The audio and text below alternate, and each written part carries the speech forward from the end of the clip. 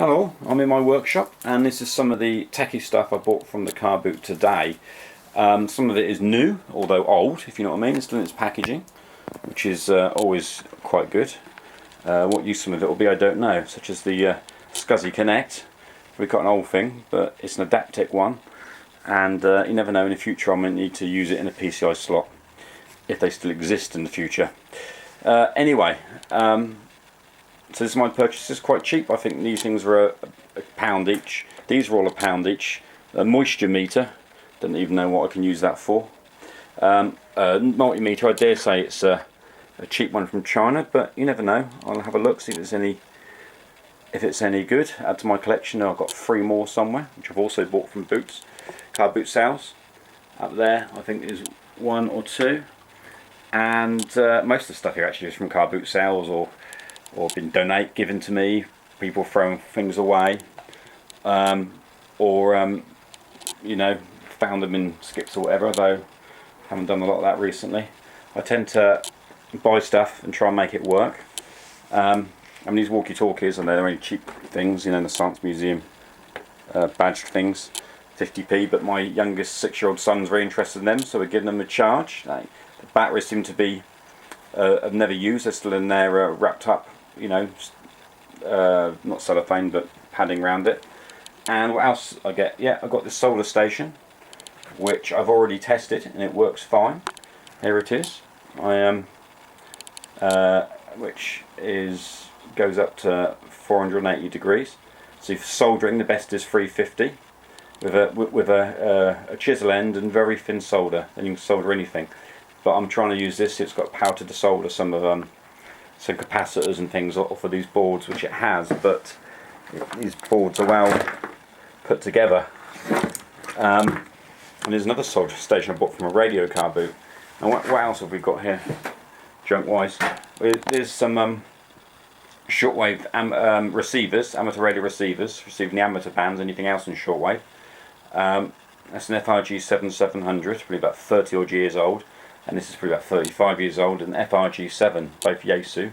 Can't see the front of it there, so we'll turn this around, and you can see that they both work. I've had these for a little while, but I got them from a radio rally, and I used to use them. That one, but then I bought and then I got made redundant and bought an FT2000 with that money, and I've had that, which is not in here. It's too insecure, and so on. And over there, it's a laser, colour laser, which I haven't got working yet, which I bought a couple of weeks ago, along with the one over here,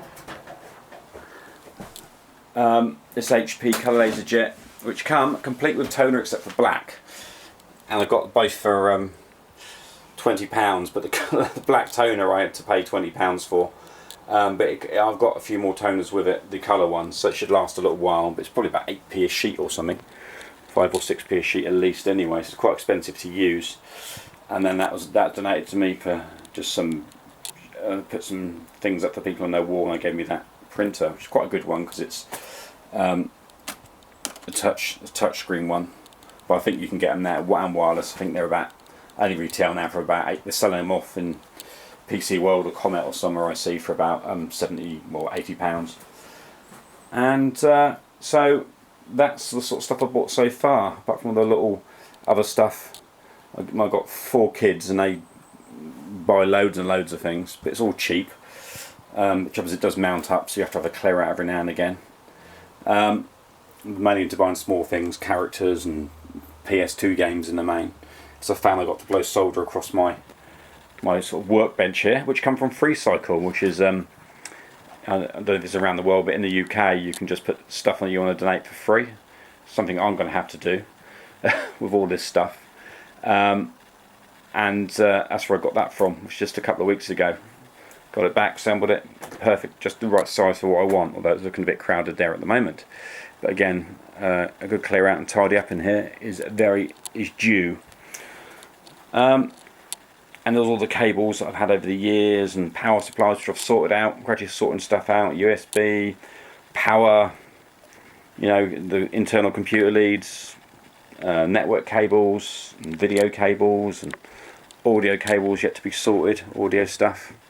And I like getting some stuff which is, well, that's just things. There is a breadboard somewhere with and stuff you can just do electronic projects with. Oh, here it is. And the probe and that. I think that mic's got put in there from somewhere. Probably one of those test and oscilloscope that I've got over there. You know, which if I had the time, I could mess about with and learn a lot more about electronics, which I'm doing mainly for YouTube, in fact, at the moment, which is a fantastic resource. I mean, my favourite things is Mike's electrical stuff, I believe, and he tears down stuff. He gets all the things like, what's he had on there? He's had defibrillators, and you see how, you know, the big capacitors and that they got in there. He explains how it works, what does what, and he's had he's torn down those things, obviously amplifiers and stuff like that, and what the fire people use for looking for, you know, alive people for heat, you know, after a collapse of buildings and so on. And it's quite interesting how they're designed and so on. And also the EV blog from Australia, which is Dave Jones, and that is recommended if you want to learn about electronics too. There's high level stuff and lower level stuff on there. And there's lots more besides of them sort of things on YouTube, as a lot of people are aware that are into it all. And yeah, just my old computer. That's my daughter's old computer because she got a laptop and didn't want it, so I thought, oh, I know, I'll bring that down to my workshop. And there's a little bit of a subwoofer there, an old thing, but it works. It was only like, you know, £1 or £2 from the car boot, with a couple of speakers. I mean, it's all very beige and very 90s, but it works. And for down here, it's not there for show. And that's my old router. I've disabled the routing part of it, just use it as a switch. And it's got the wireless on it still, so it sort of extends the wireless range. It'd probably work down here anyway. Now I've got really fast broadband and so on. I think that the range of the wireless one indoors would get down as far as the shed, and I don't know if that's an idea of distance. There's my garden and there's my house. Oh yeah, and there's the scope I was talking about earlier, which sort of works. Needs a lot of adjustment inside because the waves go down at an angle, and I think they're supposed to be, and no matter what adjusting I do on the front. But I'll have to take it apart one day. Maybe I'll make a video and attempt to do that, although I must admit my electronics level is rudimentary, but I am interested in learning. But you know, obviously I'll make sure everything's safe and things like that. And there's a computer somebody wanted. It's only an XP computer, but it's in a very tidy box, so they're going to have that. I'm not really selling it to them. Just sort of for the parts and that, it's sort of £30, which is, you know, is fair. They want the box anyway. That's my sort of test, an old test monitor, and a test keyboard with a built-in sort of mouse. But it is the old. It's not USB, so I've got obviously other keyboards that are USB, and so on. And this amplifier I want to try and fix. Actually, it probably needs capacitors to replace a relay. It comes on, comes on for a few seconds, and then just clicks off into standby, and that's it. So if anybody's got any info on that, on this teak home theatre AG10D, I do wish somebody else has seen replace the caps on it for a different problem, and that worked.